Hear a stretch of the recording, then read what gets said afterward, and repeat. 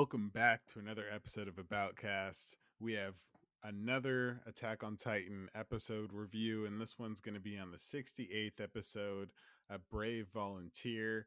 And of course, I have my main man in crime, my Levi to my Eren, Chris. How's it going, bro? I'm doing good, man. Another solid episode in the books for us. A little bit like slower pace, kind of like last one, but all the same is a great episode. How you doing? Good. I'm doing good, man. I completely agree with your outlook on the podcast, or not the podcast, but the episode. And I think that it was kind of one of those kind of catch up ones. It wasn't really what I was hoping it to be as far as like game plan, strategy, and planning, but it's almost like captures the emotional weight of everything that's going on right now. And I'm very, very excited to talk about it. But, or so, without further ado, let's hop into it. And the first thing that we see is Armin talking to Annie, and it's quite interesting. We don't get to see Annie in view, and of course she's in the crystal until later on in the episode. But that's who he's talking to, and he's also holding the seashell, which is like kind of his only, like, it's his representation of hope, and his idealism and stuff like that, wanting to see the sea when he was a kid. So I found that quite implicitly heavy. Is there, why do you think, Chris, if you could answer this, why do you think he was talking to Annie? And of course, he talks about kind of the history of 3 years ago, how they kind of came up with this, where they're at now. But why do you think he's talking to Annie particularly about this? Hmm, that's a great question. I was actually asking myself that same question. Uh, I kind of feel like she, she's been through exactly what they've done so far. And I feel like he could be kind of just wanting just her advice on how she's how she's handled what they just did to Paradise and how Armin and the rest of the gang, what they did to Marley. I guess that could be one thing. Uh, but honestly, I don't really know. Maybe he's just wanting to get a reaction out of her and to finally get her to talk because I feel like she hasn't done a thing since she's been crystallized. So maybe that could be another thing Mm-hmm. as well. Do you have any thoughts on it? There's a couple things that I could go back and forth on. It could be kind of like a relate thing, just off of the fact that when you look at Annie's history or experience, it's almost like a similar thing where she wanted to turn back or possibly find a different route, going to go get the founding titan or seeing how the king would react. And, in that case, Reiner kind of took the crazy step forward and started this whole thing. And so I think that Eren did the same thing. So there's like loose relation there, but I have a feeling that it is, quite a bit. I don't know, I think I'm missing something essentially on why particularly he's choosing to speak to Annie, and speaking to himself really, but why Annie, be there in front of him while he's doing that. I just found it once again, I'm seeing half the picture here. So hopefully after some pondering and thinking or more information on the episode, we can lead a conclusion to that one. There's also, now going into the episode, we get to see kind of like historically what happens, and I'm just alarmed by the just the wholesale blatant pure chance of how all of this stuff happens, and this insurrection led by anti-Marleyan, soldiers on this boat, essentially, as far as Marley had boats, scouting boats over to see what happened once the failed attempt to retrieve the founding titan happened. And now we have Eren, which is kind of an odd maneuver. Essentially, the Paradis captured a couple of scouts, like a scout troop, and then Eren carried this boat from the water to the land, and then they were trying to kind of like talk with them about it. And then this is where kind of the insurrection happened, and one of the subordinate soldiers, who we know as Yolanda, essentially shot her captain and under kind of the guidance of Zeke, which we know from the last episode, and that's kind of how we start. And it's just by pure chance that this all happened, and it's kind of gross to me after such a well crafted thing. And I understand chance has a lot to do with, you know, actions and events, but is this just me being pedantic, or does it kind of rub you wrong too, Chris? I was kind of rubbed the wrong way as well. Uh, I, I I I think I'm on the same page as you, as just wanting it to happen in a different way. But I wasn't rubbed too wrong. Like, I thought it was cool the way it happened, but like that's just looking at it, it's like it's super lucky and like super crazy how it, like, all the dominoes fell in the right place and things like that. But I mean, we also don't know. We don't see the entire picture yet as well. So I have that in my mind too. Just knowing that and kind of hoping for something better in the next few episodes. Yeah, yeah. Once again, it could be something that could be better cleared up later on. But you know, what a just a pure chance thing that the one anti Marleyan or the couple anti Marleyan, if it even was just one, it wouldn't have worked. Um, person or people on that boat together happen to be the boat that they plucked out first, which is also something that matters quite a bit as well.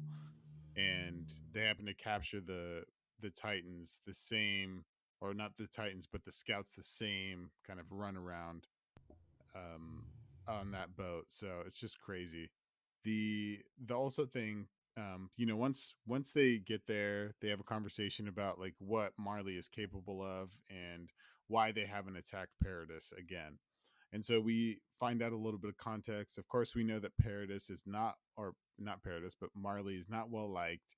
And so, due to the fact that the Titans are keeping them at bay and that they're fighting wars, we have a little bit more time for Paradis to go. And then they take kind of like a interesting route as far as getting help from others, as far as the countries, and they essentially strand the rest of the Marleyan soldiers there, like the scouting boats and stuff, and say either you're gonna die or you're gonna work for us. Isn't that? I like, you know, it took me the real strong second time listening and going through that to be like, dude, that's horrible. It's kind of messed up, huh? Yeah, really. But this is where, you know how it's like off the pod, Jordan and I were talking about just the episode, and I was telling Jordan that this episode had a lot of like kind of dry humor, and this is where Levi came in, and he said, "Welcome to the filthy island of filthy devils. You're gonna love it." And as long as like you like pig piss, like as long as you like pig piss, you guys can stay. I just like I kind of liked that shift from like the seriousness of the past episodes to this, like, to Levi's dry sarcasticness, I guess. Did you pick up on any of that? Did you like it, or Yeah, dude. So I really enjoyed it the first time around, just because it's like a classic, like Levi, really curt but clever little thing to say. So I did enjoy that, especially, you know, off the back of such a hostile move to say you're stranded on this island, that we can kill you if you know, if you don't want to cooperate, Mhm. and you're gonna love it here though. it's gonna be So great? yeah, yeah. So yeah, I definitely, that did not get lost on me, so I did appreciate that for sure. But um, what a wild thing, and I guess, well, it obviously worked out for Paradis because there's so much that they had to learn. You know, as far as like Marley is being just like so much more technologically advanced. And well, Chris, if it was if you were in this that same position, would you do anything different there? Whose side am I on? You're on Paradis's side. Would I do anything different with? Oh, I see. Then like just strand those dudes. Hmm. Honestly, I think I would probably do the same thing. I can't think of anything else that I would do, because if you send them back, then there's a chance that they would come back with a whole army of people. just because I feel like they've found out that they may have I'm talking about the people of Paradis, that they may have killed all of the pure titans, and so that gives Marley an opportunity to do like a ground attack and all that kind of stuff. So yeah, I think I would kind of do the same thing. Maybe not. I don't know, actually. Yeah, I definitely think I'd do the same thing. What about you? I see one other route that they could go here. Obviously, that's like a really like it makes sense that they did that because they obviously, they get help from these experts in Marley. They also take out some of a couple boats and stuff like that. So it makes sense why they did it that way. The other route that I thought of would be to possibly take out a couple of the boats, leave one remaining, and send some of the anti-Marleyan soldiers off back on that boat. Number one, to you know kind of control the narrative of what Marley believes is going on the island Mhm, within like reasonable senses. So it could be like, well, why did the ships like get wrecked? It'd be like because Paradis has way stronger technology and security than us at this moment. We're going to need like years before we can go over there. So almost like, you know, force kind of like trick them into believing a certain thing. mhm, And obviously also that would help with the communication with Zeke. But I'm curious to see because we don't know how this communication is going. Of course, we know from the front end because Zeke is talking to or talked to his kind of subordinates and told them this is what I think, this is what I want type of thing. And so they're doing his bidding on behalf of him, being that they're so far away. mhm. Hmm. That's a I think that's a good like a great point that you made right there. Yeah, but it's like, there's a lot of holes it possibly could, might not work Yeah. out, but that's the only other thing I could possibly see being a Yeah. possibility. But there's a Yeah. lot of risk. Yeah, I was about to say I feel like there's a lot of things that could go wrong with that, but there's also a lot of things that could go wrong with what they're doing right now. So, I feel like yeah, I kind of just you just kind of pick your battles and see what happens. Yeah, yeah, definitely. And it seems interesting, that they could I'm not sure, man. There's nothing that'll keep Marley away forever Mhm. because obviously they were under the impression that the king had the founding titan powers and he wanted to be a pacifist, but they still attacked, the island no, full, knowing or believing that the king had the power to just destroy them. Mhm. So they were obviously going to be coming, but you could have kind of angled it a different way or um, tricked them in when they attacked and how they attacked. So it could be that they said, would say, you know what, there's no way that we're going to get through this area, but we should go up north. And remember when Reiner was talking about how, the north is just like a shitty way to get up and it'd be really Yeah. difficult and there's nowhere to attack. Well, it's like, depending on how long you wanted to play the game, you could force them to attack somewhere there.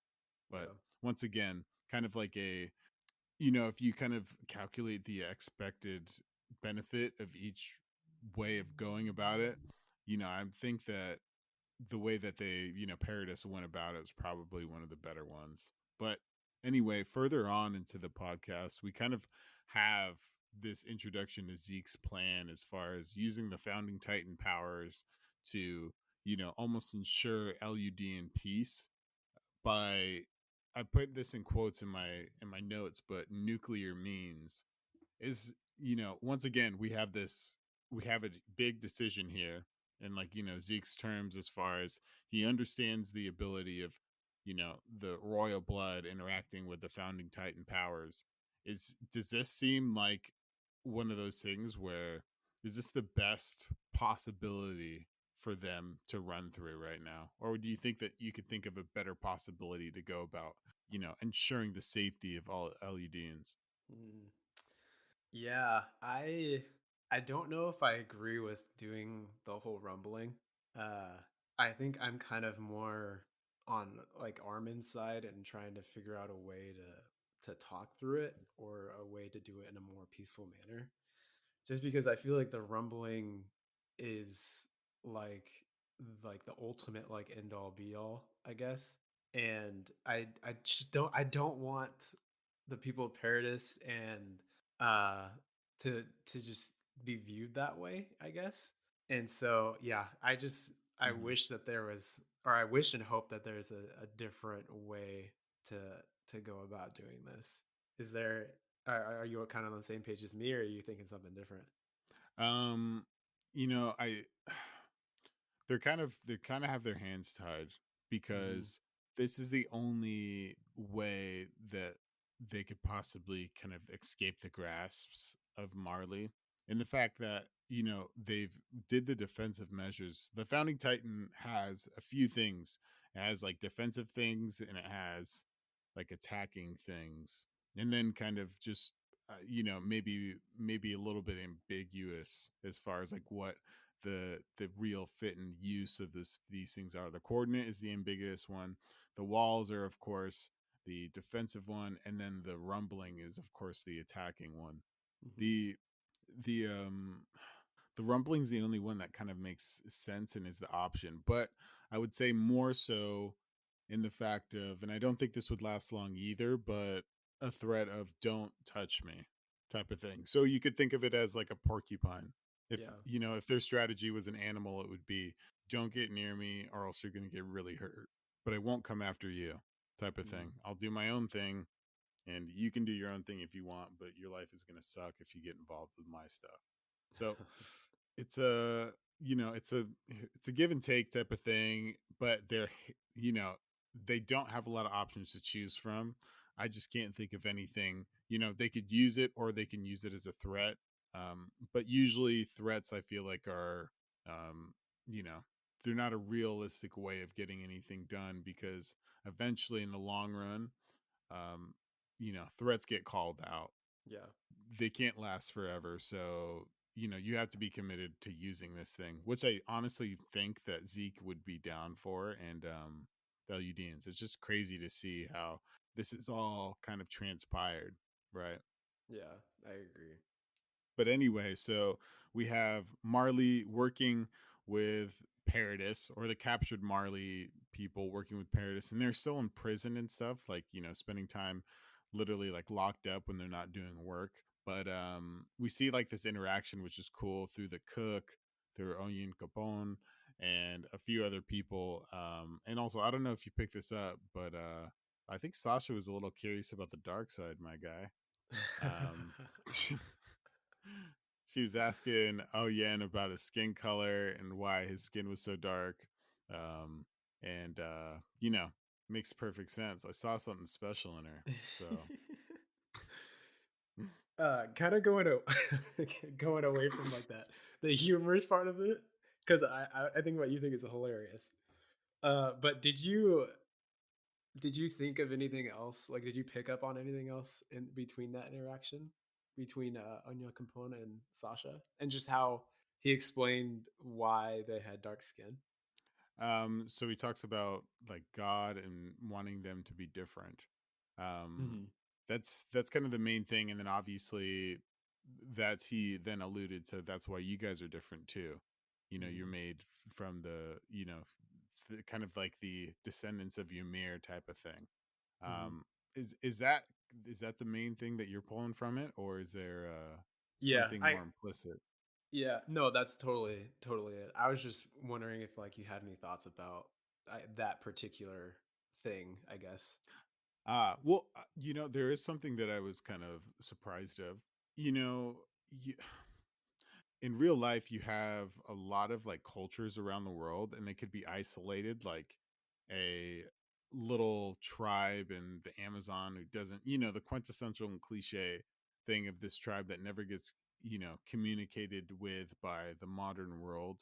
And usually they always have some sort of um you know version of Yahweh or God or Hmm. something like that. And it was shocking to see that Paradis kind of didn't have that. The way that they Yeah. reacted to God, it just seemed like they hadn't thought of that conclusion before, which is Hmm. kind of just like that's weird. Yeah, I thought that was interesting too. It it kind of shows you that they're, they're kind of like their technology. They're just really behind in certain ways. In other ways, I feel like they aren't. Um, I don't know how do you say it. Like it's almost like there's just huge gaps in their civilization, and it might be just because they've been running away from Titans for forever. Mhm. So they don't have the luxury of kind of like sitting down and thinking a lot of the time. But it just seems odd that they're like, really like warlike, but then they're so stunted in certain ways. Like they have the best warriors, but they hadn't thought of God before. Yeah. And even then, like, they're the best warriors and they're not like well equipped with the absolute best technology and things like that Tech. that they could use. And Yeah, it man. also like makes me think about, you know, how the Marleyans were helping them develop and engineer like new things. It almost makes me think about like if it's doing more harm to them than good. Like, do they really need this? Because like they've survived for this long with like the technology and things that they have. Do they really need that to survive even Mm. more? I'm seeing what you're saying.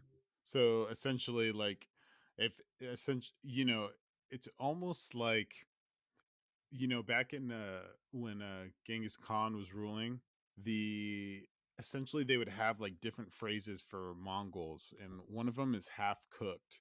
And essentially, a half cooked Mongol is a Mongol that spent his some of his time in like China, and the reason that they would call him half cooked is because he wasn't as hard as a modern Mongol, like as far as like hardcore and does crazy warlike stuff, Hmm. and it almost like makes them less warrior like, or less less skilled as a Mongol, less not as great as like horseback archery and stuff like that, and strong, and so maybe is that what you're saying, like it almost is going to infect their ethos and Yeah, the way of doing things. yeah, Mm. and yeah. you know I just go no, go ahead. well, I was going to say, I mean, it definitely could, and you know whenever they come across new ideas and stuff, that they can't help but evolve and change.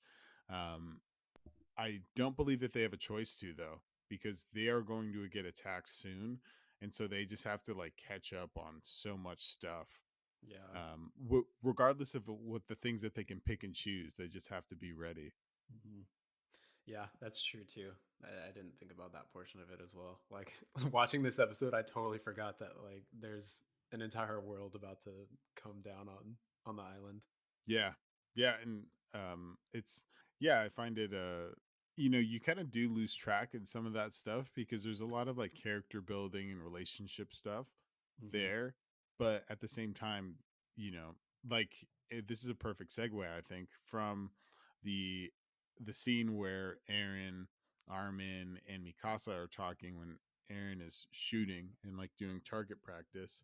They need more time, and this is where Armin kind of has this thought of like possibly what is the best way to go about this, and Aaron's obviously planning on being scorched earth, and if you think I'm a monster, you're gonna see it. And it's and I totally can sympathize with them like having a lack of capability for options, but you got to wonder what are the other ones here. Like I don't know.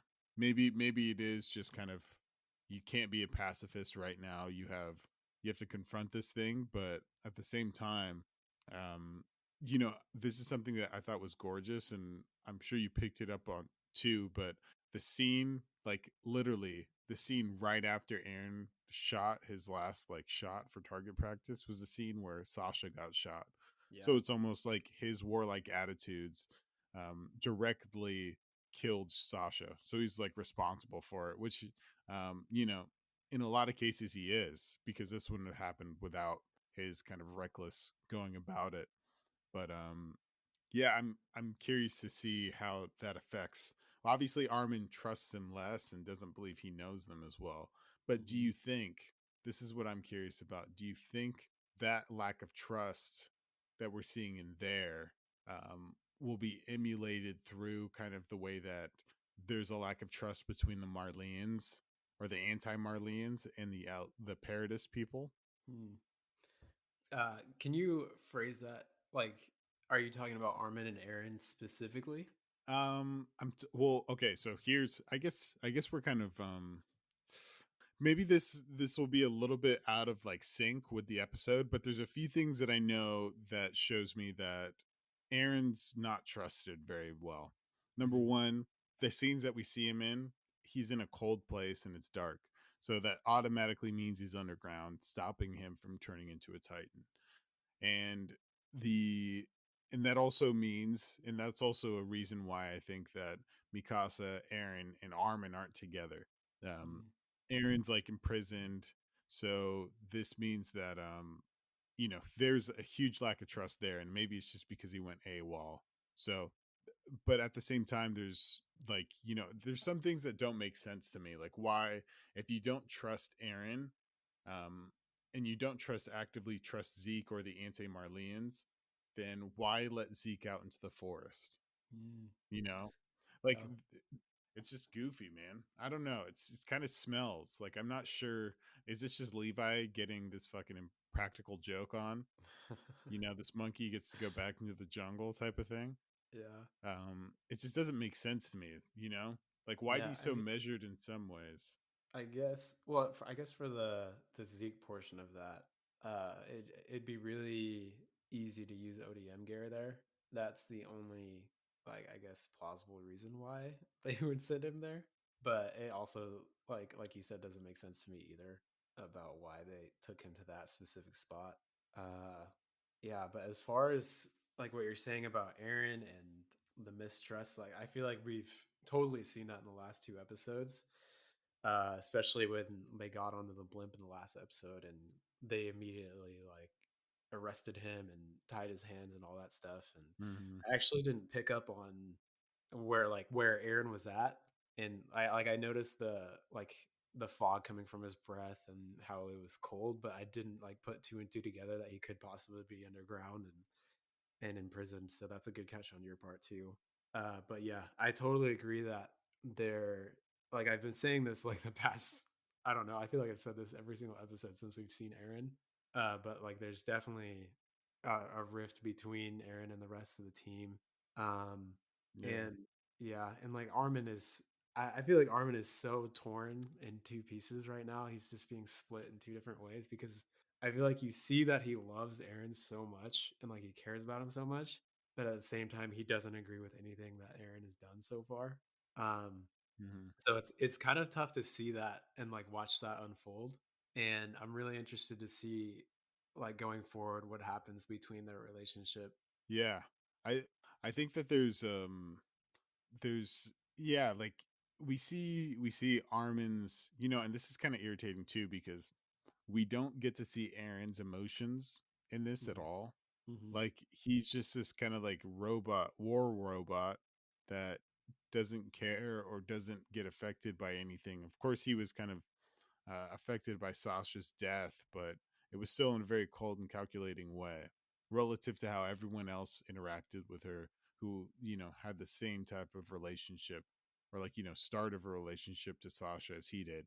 If you look at, if you want to just compare Mikasa and Armin's reactions to Aaron's reactions, you could see that there's something a little off there. Hmm. So I, you know, I just found it really interesting. And also, I just find it interesting too. It's like, after 3 years, and this is what I find is like, um, scenes of like relationship building juxtaposed to a scene of like just absolute distrust, when, like, Sasha, the cook that Sasha got close to in the episode from Marley, at first, of course, like, despised Paradis, his devils at first, and just being uncouth and stuff like that.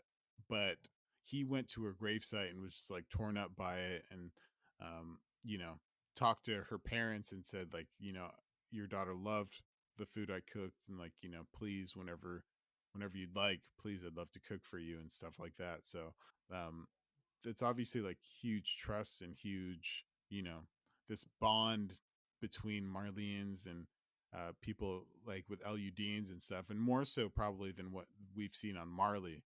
But then you Hmm. get into the scenes of, you know, Zeke and Levi, which I'm kind of getting, dude, honestly, um, I'm getting a little tired of those scenes, to be fair.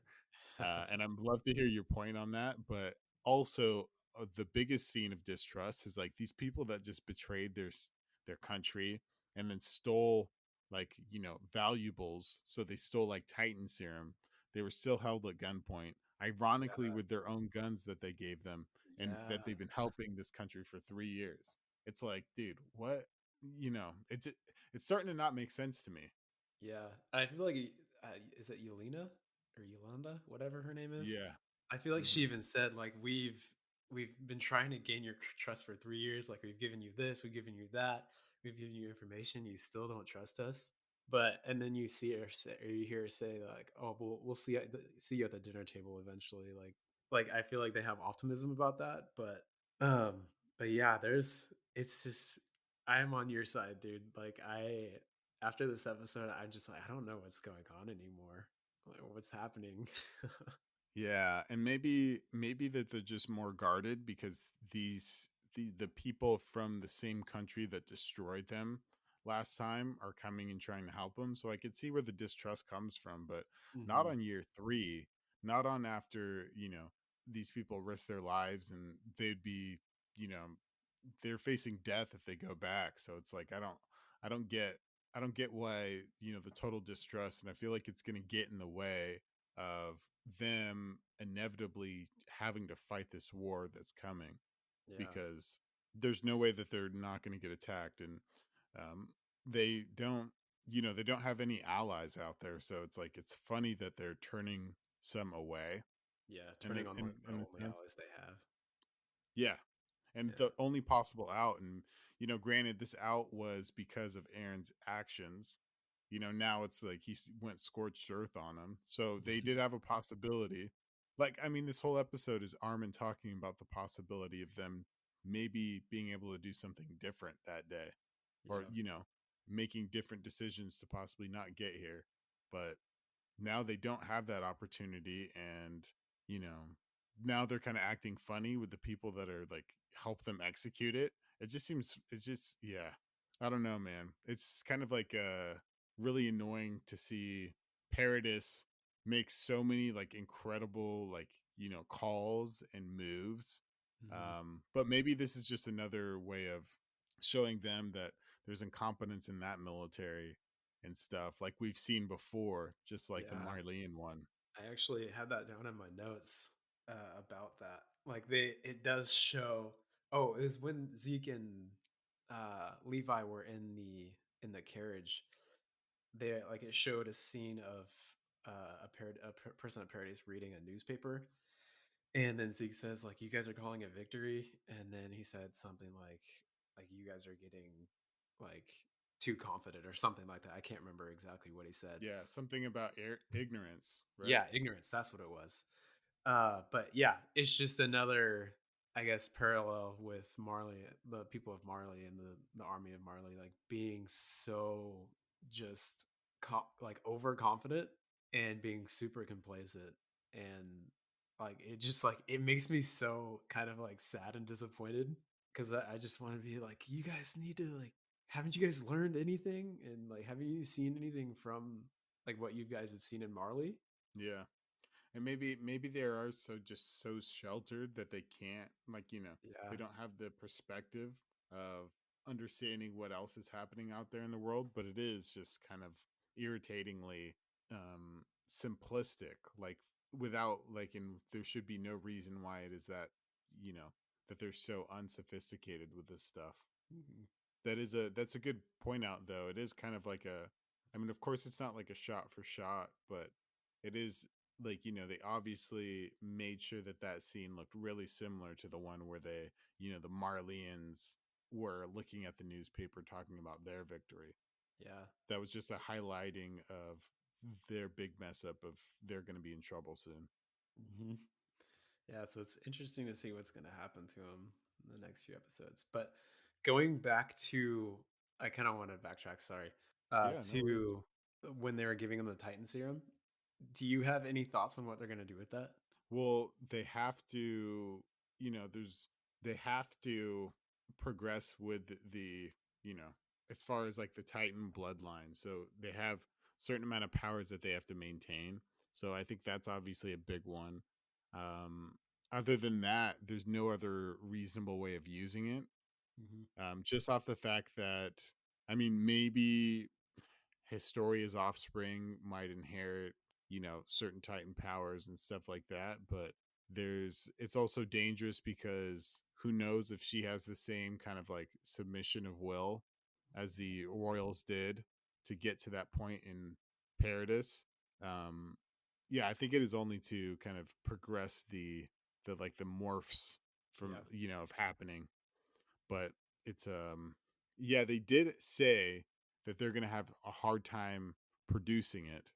They Hmm. did say that, so it's almost like they might think of like a different way of using it, which is Yeah. odd, but I can't imagine like a maybe they're going to try the same thing as far as almost like an air raid of titans, but Oh, kind of like they I did don't in the know. first episode. Yeah, like they're going to just prepare for that. Yeah. I mean, it could Interesting. be. Yeah. I was just Seems a interested little. in your thoughts on that. Like if you had any theories or anything like that. How about you? Did anything come to mind? Yeah, I had a few things. I one of them was similar to yours that they were just going to use it for some type of like warfare or weaponry or whatever. But also, it made me think about like who could inherit what. I guess like I could kind of Mm. see Historia gaining some Titan powers, just another person with royal blood to have one of the Night Titans. That would be kind of cool. Uh, also, someone to to eat Annie was another thought that came to my head.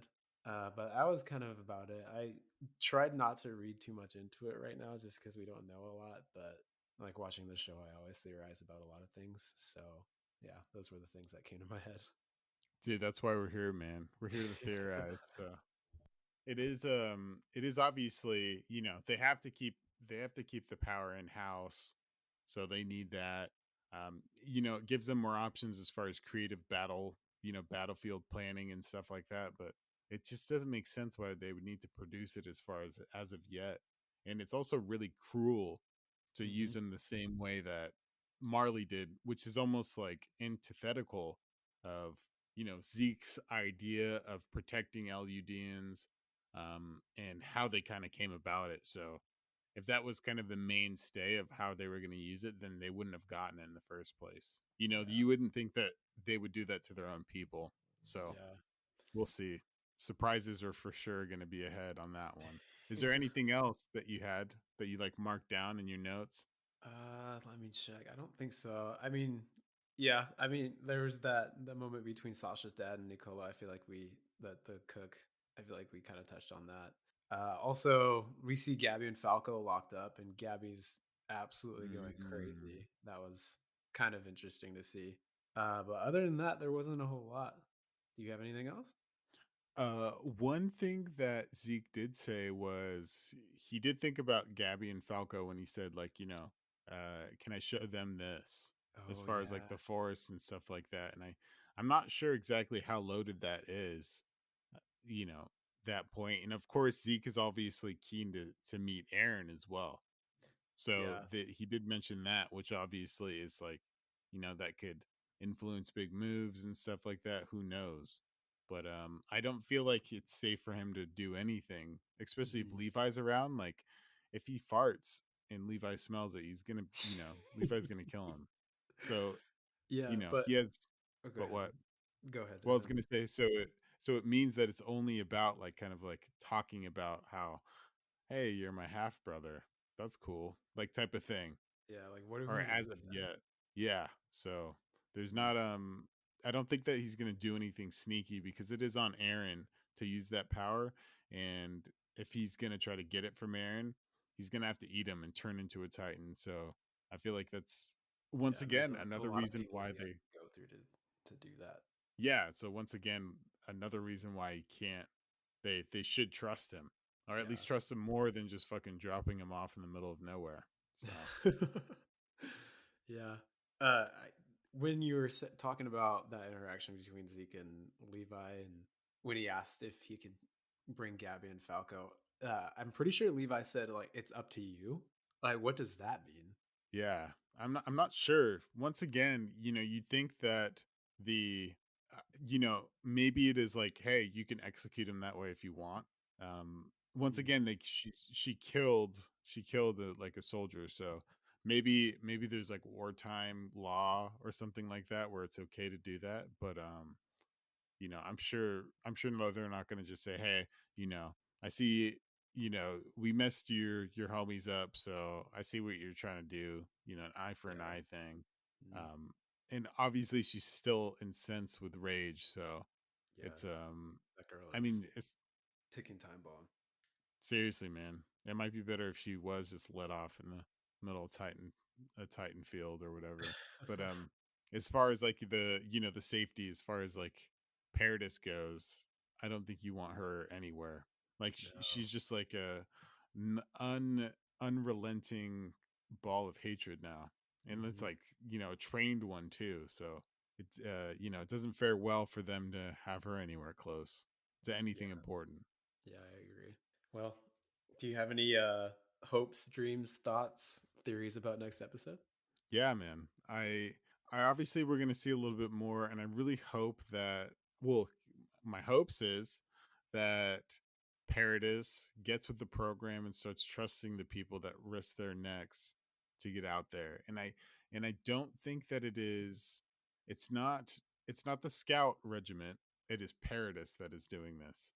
Mhm. It's almost like you know government lags behind as far as like environmental factors, and especially the military of Paradis outside of the scouts are way less.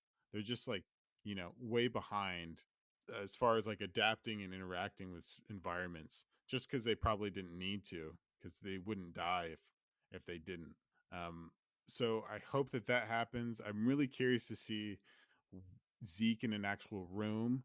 That'll be great to see how he interacts with the chairs and tables and beds and not the wild. Um, I really want to see him with Eren. I want to see this interaction as far as like the very last snippet that we saw of Eren and Mikasa are just still like Mikasa, I think at this point is saying like we're gonna die if we don't fight. Eren's just saying we're fighting. So it's kind of crazy to see kind of like a remorseless Eren. So I'm scared. I have nerves when if I see Eren with Zeke, because I feel like Aaron's just gonna pull the trigger. You think Aaron's gonna Um eat him? no, he's not gonna eat Zeke because that wouldn't make any sense as far as the because he needs a royal blooded Titan to Yeah. like Oh use his yeah. Yeah. Yeah. powers, but he doesn't need to be in Titan form to use his those powers either, as we That's saw. true. Mm. So Oh, you're I'm talking just about like, like pulling the trigger on doing like the rumbling. yeah, yeah. Gotcha. So it's Okay. almost like I would love to see that, but I think it's a little too soon for that. But I just want to see more rounding out of what's going on and for it to make sense, my man. But how Yeah. about yourself? Yeah. I have the hope of clearing up everything that we just watched as far as like what's going on with the the anti-Marleyan volunteers and uh I do hope to see more development between Armin and Eren and their relationship and just kind of what's going on between those two. Uh, I want to see what their plans are with Annie as well. What they're gonna do with her and if she's ever gonna come out of that crystal encasing. Uh, I'm also on your same thinking as far as like what they're gonna do with Zeke and what exactly Zeke's secret plan is because I feel like we didn't really get very much of what his plan actually is. That's a So good call. I'm really curious to see that play out because, like I said, I don't think we saw anything. Like, I don't think we even saw the surface of what his plan is. What else is there? Yeah, I would like to see. I would like to see what exactly like Aaron's doing over there, and like if he's actually in jail or not. Um, and also, I want to see more decision making coming from Historia because we saw her, but we didn't actually see her. You know what I mean? Like she was there, but she didn't really have any She's speaking just roles kind or of anything like that. yeah, good call.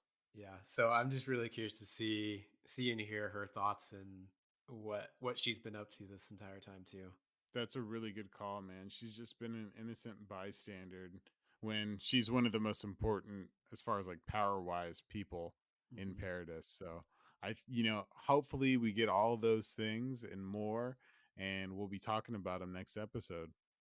Yeah. But once again, Chris, thank you, my man. Is there any last words for this episode to everybody? No. Just thank you guys again for letting me come on the pod. Thank you, Jordan. I'm excited to do this again next week. Yeah, my man. The pleasure is absolutely mine, 100%. And once again, I'll repeat that thank you. Thank you to the guys and everybody's listening, the guys and girls who are listening right now. And you can expect another crazy and hot Attack on Titan episode review next week. Peace. Thank you.